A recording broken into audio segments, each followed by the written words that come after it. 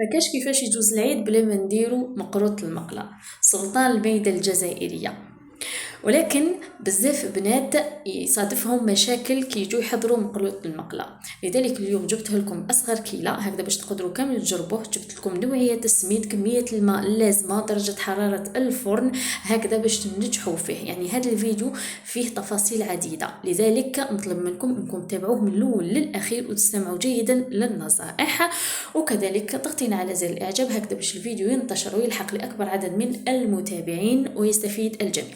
اذا اول شيء هي نوعيه السميد. كما راكم تشوفوا انا خيرت لكم موله لانه موجود في اغلب الولايات. عندكم موله الخشن مع موله المتوسط، ولكن اذا قدرتوا انكم تتحصلوا كذلك على تاع 5 ايطوال يجيكم هايل اللي يتباع بالميزان. نستعملوا ثاني المقروط تاعي يجيني قمه. اذا كما قلت لكم انا خيرت اني ندير لكم مع موله، ورايحه ندير لكم كذلك كيله ولا كميه صغيره. نتوما حبيتوا تكبروا الكيله كبروها، ولكن الا كنتي مبتدئه جربي بكيله صغيره احسن واحسن.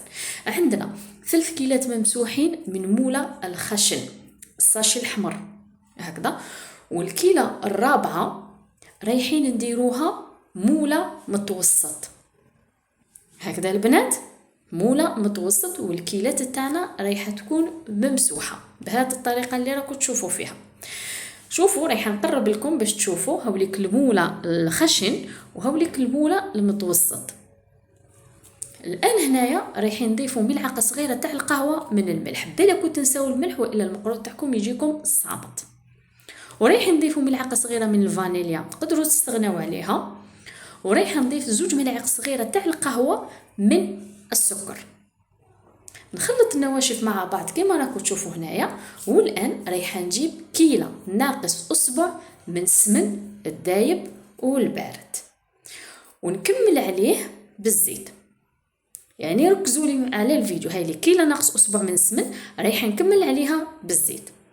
رايحه نفرغو كامل فوق السميده تاعنا ونبدا نبسس فيه. عمليه التبساس مهمه. صح كاينين اللي يقولوا بلا ما تبسي بلا ما والو، كي تكوني متمكنه صح، ولكن المبتدئات هادو النقاط كامل مهمين جدا، لانه فيما بعد كي تمشي يدك في المقروض ولا في التشارك ولا في اي نوع من الحلوى يعني تكتشفي اسرار وتفاصيل وتقدري تتحكمي فيهم. المبتدئات ننصحكم هكذا بين كفتي اليد تاعكم مده 5 دقائق هكذا وانتم تخدموا فيه. يعني خذوا اعطوا وقت تاعو الى حبيتوا تحصلوا على نتيجه مليحه. هنايا راني نبسس فيه هكذا ونحك فيه بكفتي اليد تاعي حتى تشوفون باللي نقدر اني نشكله هكذا على شكل كره كيما راكم تشوفوا. الان رايحه نغطيه بكيس ورايحه نبيتو ليله كامله. تقدروا انكم تشمخوه الصباح والعشيه تخدموه، يعني على الاقل يرتاح في هذا السمن ويتشرب 6 سوايع هكذا. انا بيته الان عندي هنا كيله خليط بين الماء والمزهر وبياض بيضه. بياض البيضه الدور تاعها يخلي المقروط تاعنا ما يتفتح لناش في المقله. شوفوا اذا هذاك بياض البيضه خفقته بالفرشيطه ودرت له حوالي ربع الكيله تاع الماء، ربع الكيله تاع الماء. شوفوا السميد تاعنا تشرب هذاك الليدام كيما راكم تشوفوا بهذه الطريقه اللي راكم تشوفوا فيها. الان رايحه نجيب هذاك البياض البيضه اللي خلطته مع شويه من الماء ونبدا شوفوا نحل يدي هكا على شكل فوي ونبدا نرش في هذاك الخليط تاع بياض البيضه والماء حتى نكملوا كامل كيما راكم تشوفوا هنايا. يعني راني نفتل فيه وما رانيش نعجن فيه بهذه الطريقه. صح البعض رايحين يشوفوا بلي نهضر بزاف، ولكن التفاصيل هذه مهمه للمبتدئات هكذا البنات. الان نفس الشيء رايحه هذيك الكيله تاع الماء رايحه نكملها كامل مقادير كما قلت لكم مضبوطين. هاوليك هذاك الكاس، ولكن ما رايحش نضيفه على ضربه واحده، رايحه نضيف غير بشويه ونفتل كما راكم تشوفوا بهذه الطريقه. دوكا كي نكمل هكاك ندير حوالي كاس، كي نجي نفتل فيه هكذا نشوفوا بلي راهو طرالي. لا خلوه هكاك حوالي نقول لك يا ربي حوالي 3 دقائق هكاك 5 دقائق، خلوه هكذا يريح. تولوا عنده شوفوا درت نص الكميه خليته يريح لانه شفتوا طري. رايحين تلقاو المقروط تاعكم تشرب كامل. شوفوا كيفاش تشرب كامل.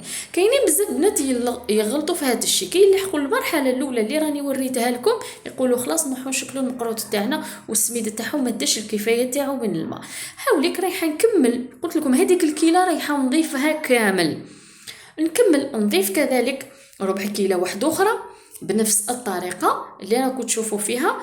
نفس الشيء نشوفوا طري نخليه يزيد يريح يتشرب، ومن بعد نكمل كامل الكيله تاعي. شوفوا راني نحط فيها غير بشويه كما قلت لكم. البنات سمعوا مليح لانه ساعات يجوني يعني تعاليق ولا اسئله يعني ذكرتهم في الفيديو، الاجابات تاعهم موجودين في الفيديو. ولك ثاني نزيد نخليه يرتاح شويه هكا 5 دقائق واحده اخرى، رايحه نعاود نولي ليه. شوفوا لقيتو كذلك تشرب شويه، رايحه نكمل له كامل هذيك الكيله ونخليها. صح هنا رايحين تشوفوا الطري يعني، وما تقدروش يعني ماشي ما تقدروش، تقدروا تشكلوا الحبه ولكن ما تجيكمش هكاك واقفه وشابه. واش ندير دوكا؟ رايحه نخليه يرتاح هكذا، يرتاح حوالي 20 دقيقة، من بعد نبدأ نخدم به بكل سهولة وأريحية. 15 دقيقة هكذا قيس ما نوجد أصوالحي كما راكم تشوفوا هنايا معايا في الصورة. الآن هنايا أنا راح ندير لكم يعني تسريع لفيديو تاع عجينة التمر. أنا نستعمل هذا سفاري، كاين هذا اللي يجي في اللون الغامق وكاين اللي يجي في اللون الفاتح. هذا شوفوا تلقاوه منقي، تقولوا راهي شيكولا، تلقاوه فري منقي يعني سيد كيفاش كامل نخدم به بيديا، ما لقيت فيه ولا عظمه ولا شائبه. الفيديو بالتفصيل راح نخليه لكم في صندوق الوصف. الان هنايا هذه الكميه تاع كيلو رايحه نديروا نص الكاس من الماء الزهر ونبدا نعجن فيه بهذه الطريقه اللي راكم تشوفوا فيه. هنا فقط الاضاءه جات يعني في الليل لذلك راكم تشوفوا اللون تاعو بهذه الطريقه. رايحه ندخل له هذاك الماء. الان البنات هنايا كاين مشكل، بزاف بنات يقولوا بلي التمر يروح بجيه والعجينه ولا المقروط يروح بجيه، لانه لازم المقروط عجينه المقروط والتمر لازم يكونوا بنفس القوام هكذا باش هذاك الغرس ولا التمر يلصق مع العجينه ويجيكم كامل هكذا. هنا كما شفتوني زدت له ملعقه كبيره من المارغرين وراني بديت نعجن فيه. للتنكيه انا درت له حوالي 4 ملاعق كبيره من الجلجلان المحمص، تقدروا ديروا رشه من القرفه كما تقدروا ديروا رشه من القرنفل، نتوما لكم الحريه. انا درت غير الجلجلان. من بعد ندهن يدي بالزيت ونجمعها. هاد العجينه تقدروا تستعملوها في النقاش، يعني في بزاف انواع حلويات اللي نستعملوا فيهم الغرس حتى البراج هكذا. انا دائما نخدم هكذا كميه نخبيها، من بعد كي يسحق التمر نجبدو ديريكتومون. هنايا اللي رايحه نستعملو هنايا في هذا المقروط هو اللي جا لونه افتح بهذه الطريقه اللي راكم تشوفوا فيها. يعني حبيت نوري لكم كل التفاصيل في هذا الفيديو. شوفوا اذا رايحه نشكلو على شكل حربوش يكون خشين بهذه الطريقه. كل وحده يعني دير التمر كيما تحب، يعني التركيز التمر في المقروط تاعها. تقدروا انكم ديروا حشوه الكاوكاو كما تقدروا انكم ديروا حشوه اللوز. هنايا هاوليك العسل تاعنا لازم يكون بدرجه حراره الغرفه كما راكم تشوفوا. اذا كان العسل تاعكم ثقيل خفوه بشويه من ماء الزهر. الا كان ثقيله شوفوا انا جبدته من الثلاجه لذلك حطيته هنايا في الكاسرونه باش يسخن. جست الان هنايا العجينه المقروط تاعنا، شوفوا القوام تاعها جا ما شاء الله، يعني تشكلوها هكذا على شكل كره ما يكون فيها تشققات ني والو. الان نديروا هكذا على شكل حربوش، ندير حفره في الوسط هكذا بالاصبع تاعي ونجيب كميه من التمر ولا حبيتو كاوكاو ديروا نتوما واش حبيتو. ان شاء الله في الايامات الجايين راح نديروا لكم بالكاوكاو. رايح نحط هذاك الحربوش تاع التمر كما راكم تشوفوا هنايا، من بعد نغلق عليه هكذا بيديا، نغلق على التمر بهذه الطريقه اللي راكم تشوفوا فيها. ودائما كيفاش نسقموا المقروط تاعنا بين الابهام والسبابه، نضغطوا على الحربوش نمشيو يدنا وهذاك الحربوش يزيد يعني طوال معانا. دائما نديروا الحربوش يعني ديروه الصغير خصوصا المبتدئات باش تتحكموا فيه.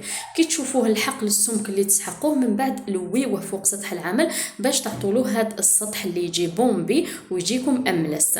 من بعد نستعملوا هذا الطابع ولا عينك ميزانك في التقطيع. ودائما عمليه القطع مهمه، استعملي سكين ماضي، ديري عمليه الذبح روحي وجي، ماشي تروحي تهبطي السكين ديريكتومون. دوك نوري لكم اعلاه. شوفوا كي ديروا هذه عمليه الذبح، تدي وتجيبي في السكين تاعك رايحه تطلع لك الحبه هايله. من بعد بالكوبات كي تكملوا التقطاع، زوج كوبات، وحده من جهه وحده من جهه، رفعوا الحربوش تاعكم هكذا. تعرفوا كي تقطعوه بالسكين يعني يهبط معاكم شويه، لذلك رفعوه بهذوك الزوج كوبات باش يجيكم الشباب. ودائما انا نسقموا بهاد لي دو كوبات هادو، سيو كيفاش تحصلوا عليهم لانهم بزاف عمليين ورايحين يفيدوكم. شوفوا كيفاش راني نسقم فيه هكذا، الحبه تجينا واقفه وتجينا ما شاء الله. شوفوا اذا كيفاش خرج معنا التمر في هذه المرحله، يعني خرج بزاف هايل. دوك رايح نوري لكم الا استعملتوا طريقه التقطاع الاخرى، يعني غير تحطوا السكين ديريكتومون تهبطوه للتحت، تشوفوا كيفاش رايح يخرج معاكم التمر والحبه تاع المقروط تاعكم تجيكم هابطه. شوفوا اذا رايح نوري لكم هذه درنا عمليه الذبح كما قلت لكم، وشوفوا هنا كي نهبط السكين ديريكتومون دوك تشوفوا الفرق. شوفوا الحشو كيفاش تخلط مع العجينه والحبه هبطت كامل بهذه الطريقه. الان انا كل ما نكمل يعني قيس مقله، حطيت الزيت، لازم يكون زيت يعني غزير، لازم يغطي كامل الحبات تاع المقروط تاعكم. وكذلك المقله لازم تكون شويه ثقيله هكذا، باش ماشي الا درتوا المقله تاعكم رقيقه ولا خفيفه تمتم يتحرق معاكم. النار لازم تخلوا الزيت تاعكم يسخن على نار متوسطه، هذا الشيء مهم جدا هكذا، يسخن على نار متوسطه. كيفاش جربوا تجيبوا شويه من العجينه حطوه، الا شفتوه ما تحلش يعني دار الكفايه تاعو في الماء، ابداو طيبوا. لازم قلت لكم الزيت يفيض عليه، وكذلك ما لازمش تقلبوه، غير تشوفوه جاء اللون تاعو هكاك رايح للوردي ماشي حمر. هنا فقط الاضاءه اللي بيناتو هكذا تنحيوه ديريكتومون. قلت لكم النار تاعكم تكون متوسطه، ولا تزيدوا شويه تنقصوا لها على المتوسطه. لازم تخلوه يطيب لكم في غرضو. لو كان الزيت تاعكم تكون قويه بزاف، هذا الشيء رايح يتسبب انه يعني يحمر لكم تمتم ويقعد لكم معجن من الداخل. وهو ديريكتومون سخون، غير نحيناه من المقله نعسلوه ديريكتومون كيما راكم تشوفوا هنايا في الصوره. رايح نخليه في العسل حتى طيب المقله الثانيه، يعني حوالي هكاك 20 دقيقه نص ساعه وهو في العسل. شوفوا المقروط يحب انه يطيب في غرضه، يعني ما لازمش تزربوله كامل. هنا فقط سمحوا لي البنات كي جيت نقطع الحبات المقطع تحذف لي، ولكن نوعدكم باللي خلال هذه الايام يا ربي واحد 3 ايام هكا رايحه نعاود نحط لكم مقروط المقله. وان شاء الله الى اعطيتوا لي اسئله رايحه نجاوب في هذاك الفيديو على جميع تساؤلاتكم. دمتم في رعايه الله.